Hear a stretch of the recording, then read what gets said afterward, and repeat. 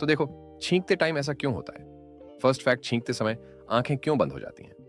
Reason, आपकी आंखें automatic बंद हो जाती हैं ताकि तेज हवा और पार्टिकल्स आंख में न घुसें। सेकंड फैक्ट, चांद हमारा पीछा क्यों करता लगता है? रीजन, चांद बहुत दूर है और हमारी आंखें उसे फोकस करती हैं। डिस्टेंस के कारण वो हर जगह से समान दिखता है। थर्ड फैक्ट, ठंड में मुंह से धुआं क्यों निकलता है? रीजन, सांस में नमी ठंडी हवा में ठंडी होकर भाप बन जाती है। फोर्थ फैक्ट, ट्रेन के डिब्बे झूलते क्यों रहते हैं? रीजन, सस्पेंशन सिस्टम और व्हील फ्लेक्सिबिलिटी के कारण वाइब्रेशन अब्सॉर्ब होती है।